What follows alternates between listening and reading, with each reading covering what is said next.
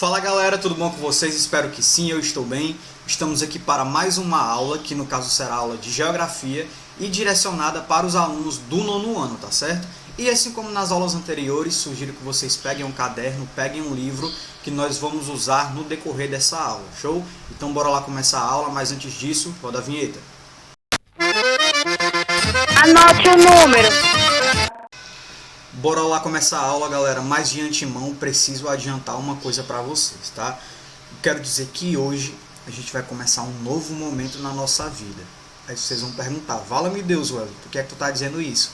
Galera, hoje a gente está começando mais um capítulo, tá certo? Esse é o último capítulo do módulo, que é o capítulo 3, que vai falar da União Europeia e vai trazer as crises e os desafios que estão ocorrendo no contexto da Europa, tá certo?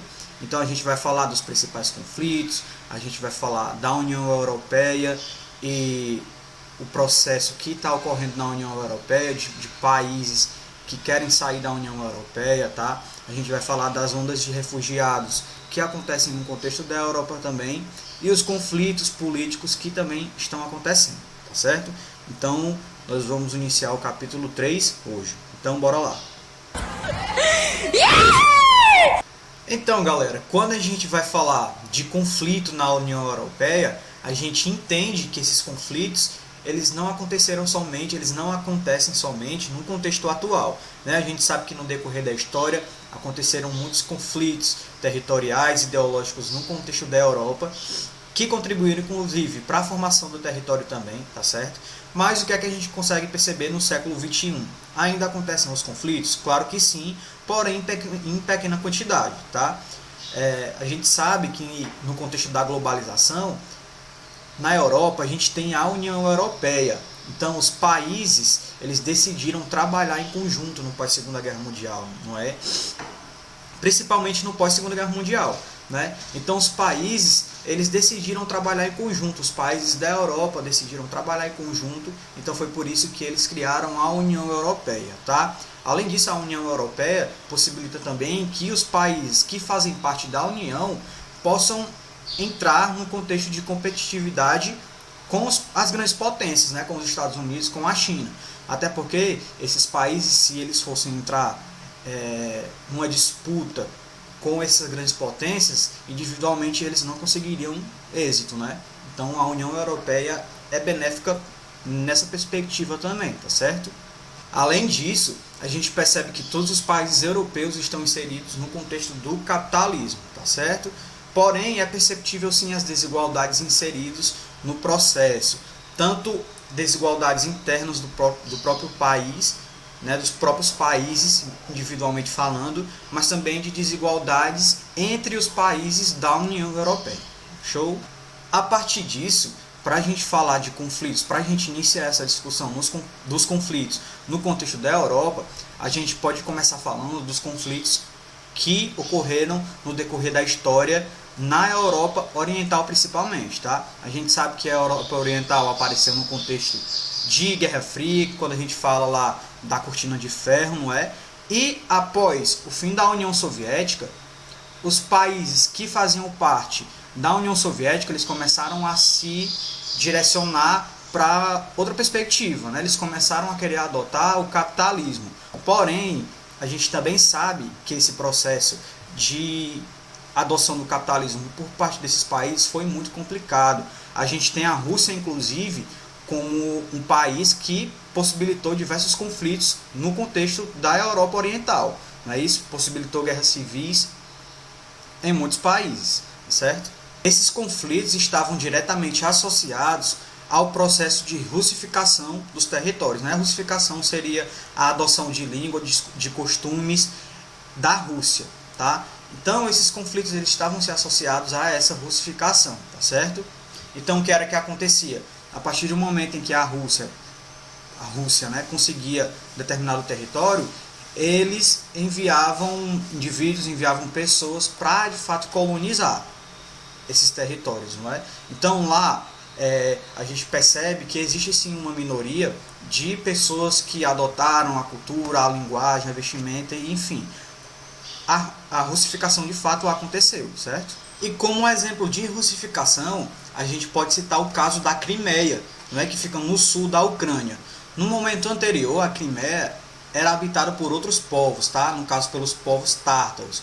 A partir de um determinado momento, principalmente durante o governo de Stalin, né, houve de fato uma inserção dos russos no contexto do território até então ucraniano, e esse processo de russificação de fato aconteceu, tá certo? Quando a gente vai parar para analisar hoje, no contexto da Ucrânia, só existem aproximadamente 12% do povo tártaro no território. Então, quando a União Soviética se desmembrou, o território da Crimeia ficou sob controle da Ucrânia, tá certo? Embora esse território já tivesse grande parte da população de origem russa. Agora, o que foi que aconteceu? Passaram 60 anos e em 2014 o presidente da Ucrânia, que tinha sido eleito democraticamente, foi deposto, tá certo?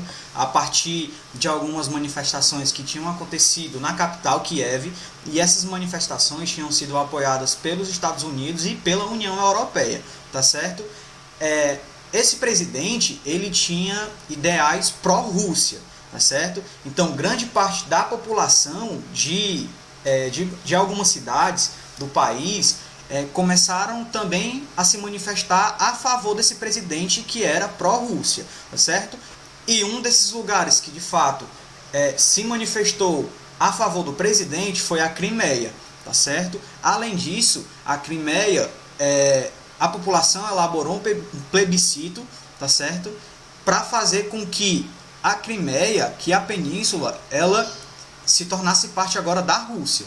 A Rússia percebeu essa situação, né, de que tinha uma península que queria se articular junto ao seu território, e a Rússia apoiou, tá certo? Esse apoio da Rússia fez com que a Rússia saísse do G8, tá certo? E isso, de certa forma, enfraqueceu a Rússia politicamente no contexto internacional, tá? Então a Rússia foi expulsa do G8, certo? Porém, mesmo diante disso, o presidente da Rússia, né, o Putin, ele ainda continuou apoiando os movimentos separatistas daquela região ali.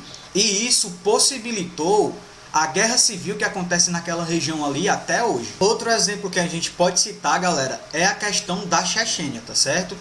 O território do sul da Rússia é um dos territórios que de fato ainda estão em constante conflito, tá certo?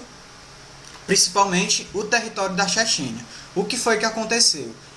Após a dissolução da União Soviética, né, em 1991, a Chechênia ela não conseguiu de fato consolidar a sua independência, tá? O que foi que aconteceu em 1996? Aproveitando a fragilidade da Rússia naquele período, a Chechênia entrou em um conflito com a Rússia, tá? Na Primeira Guerra da Chechênia, e conseguiu ganhar. Diante disso, em 1999, a Rússia enviou força militar àquela região e desencadeou a Segunda Guerra da Chechênia, tá? E a Rússia conseguiu reverter a situação, causando nesse processo uma grande destruição, tá certo? No caso, essa destruição ela foi direcionada principalmente para a capital da Chechênia, tá? A partir de então, esses separatistas chechênios passaram a praticar atos terroristas para pressionar o governo russo, tá? Os dois atentados mais marcantes foram as invasões e a tomada de reféns num teatro, no caso em Moscou, em uma escola na cidade também de Beslan, que foi no caso em 2014, que fica situado no norte, tá? Então, galera, eu espero que vocês tenham entendido até aqui, e para a gente praticar, eu sugiro que a gente resolva a primeira questão da página 501, tá? Então abra um livro aí na página 501 para a gente tentar resolver essa primeira questão aí, que é uma questãozinha objetiva. Bora lá, ó, primeira questão. Crimeia e Kosovo são territórios europeus cujo status político ainda não está plenamente definido, pois, item A, ambos estão independentes na prática, mas nenhum país até agora reconheceu esses processos de independência. E aí, galera, isso de fato acontece? Não, né? Então bora lá para o item B, ó. A anexação da Crimeia pela Rússia não foi aceita pela comunidade internacional, assim como a independência de Kosovo não foi aceita por todos os países da ONU, entre eles a Rússia e a Sérvia. E aí, galera, verdade ou mentira?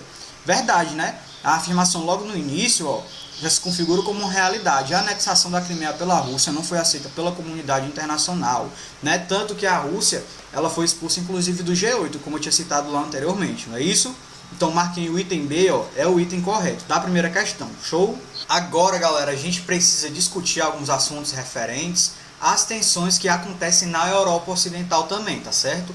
O que é que a gente tem no pós-Segunda Guerra Mundial? De certa forma, o território da Europa Ocidental ele não sofreu grandes alterações nesse pós-Segunda Guerra Mundial, tá certo? Mas isso não quer dizer que nada acontece lá naquele contexto, né? A gente teve, por exemplo, a reunificação da Alemanha em 1990, show? Porém, o que é que a gente tem também, apesar de não ter de fato acontecido grandes coisas nesse pós-Segunda Guerra Mundial, para tentar de fato, para que conseguisse de fato mudar o contexto territorial ali, a gente tem no contexto atual, a gente começa a perceber que no contexto atual essas tensões começam a voltar à tona, tá? Principalmente por causa de acontecimentos históricos, de um contexto histórico que de fato nunca foi superado, certo? Então, galera, a gente pode citar como exemplo os processos separatistas que acontecem no contexto da Espanha. E a gente pode falar mais especificamente da situação da Catalunha, tá? Então, o que é que a gente tem? Em 2017, aconteceram algumas desavenças entre a Catalunha, de fato, e o governo espanhol, tá? Essas desavenças começaram a se intensificar, que foram alimentadas pelos efeitos de uma crise econômica, no caso, que acontecia naquele período, certo? Então foi realizado um plebiscito na Catalunha, em que o separatismo saiu vitorioso com mais de 90% dos votos, tá? O que foi que aconteceu, gente? A independência catalã, da Catalunha, né, chegou a ser declarada. Porém, o governo espanhol não aceitou, né, o resultado e impôs uma intervenção na região, que levou alguns líderes do movimento separatista a julgamento. Então, o que foi que aconteceu em 2019? Novos líderes foram condenados de 9 a 13 anos de prisão. E desde então, a tensão geopolítica na região ela tem se mantido muito elevada, tá certo? Então, esse pode aparecer como exemplo, sim, dessas situações que acontecem no contexto da Europa Ocidental, certo? E lógico, galera, quando a gente vai falar de tensões no contexto da Europa, a gente não pode falar desse processo que está ocorrendo na União Europeia, né? Então, a União Europeia ela está sendo pondo em xeque. Tá? O que é que a gente sabe? Que para de fato a União Europeia se consolidar enquanto bloco, ela teve que passar por diferentes processos, tá certo? Então a gente teve o Plano Schuman, tá?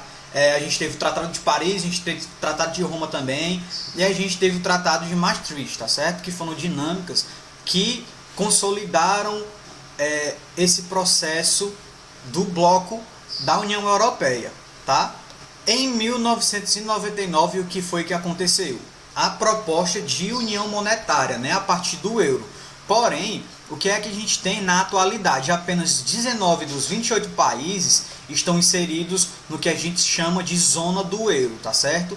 Um dos países que de fato não decidiu adotar a moeda foi o Reino Unido, tá? O Reino Unido ainda continua com a Libra como moeda que de fato é usado no país, certo? Em 1985 aconteceu a proposta de livre circulação de pessoas no contexto dos territórios desses países que integram a União Europeia, tá certo? Porém, a gente pode perceber também que o Reino Unido foi um dos países que decidiram não fazer parte dessa dinâmica, tá certo? E a gente pode dizer que esse foi um dos principais fatores que fez com que o Brexit começasse a de fato se materializar. Então, galera, o que é que a gente conseguiu perceber em 2016? A União Europeia vinha passando por um momento muito difícil, porque estava tentando lidar com as situações de uma grave crise econômica que tinha acontecido em 2008 e tentava reverter a situação dos países que estavam sofrendo com isso. Então eles estavam lidando principalmente com os problemas da Grécia, né, como exemplo. Então, e além disso, eles também estavam sofrendo com os fluxos de refugiados que estavam se intensificando naquele período ali. Então, nesse contexto de dificuldade na União Europeia, o que foi que aconteceu? Alguns setores, setores conservadores da sociedade britânica, conseguiram o que de certa forma se mostrava improvável, tá? Eles conseguiram êxito num plebiscito que no caso iria deliberar sobre a permanência do Reino Unido ou não na União Europeia. Então, gente, as negociações em torno desse desligamento britânico da União Europeia se mostraram bem mais complexos do que poderiam parecer inicialmente, tá? Em 2019, o que foi que aconteceu? Após várias tentativas, de certa forma mal sucedidas, de aprovar no parlamento britânico, no caso, os termos de um acordo de desligamento, a então primeira-ministra britânica, que no caso era Theresa May, se viu obrigada a renunciar ao cargo, tá? Assumindo no caso Boris Johnson, que defende lá a política do Brexit sem acordo, não é isso? Ele é a favor do Brexit, de caso. Então isso deu abertura para a saída do Reino Unido do bloco, sem nenhum acordo sobre como serão essas relações entre o país e a União Europeia no próximo período, tá certo? Os impasses, gente, a essa altura, ainda alimentavam, de certa forma, a esperança da ala contrária ao Brexit, de que um novo plebiscito fosse convocado e a situação fosse revertida. Na verdade, embora muito se especulasse a esse respeito, há muitas dúvidas ainda sobre essa dimensão dos impactos que o Brexit ainda vai produzir, tanto para o Reino Unido como para o bloco europeu, tá certo? Então é isso, galera, a gente termina a nossa aula por aqui, eu espero que vocês tenham entendido, e vocês já sabem, caso não tenham entendido, podem entrar em contato comigo, falem comigo pelas redes sociais, vocês podem falar no WhatsApp da escola também, e além disso, a gente pode tirar as dúvidas a partir do Google Meet agora, pela nossa aula online, Então é isso, continue estudando e até a próxima aula, valeu!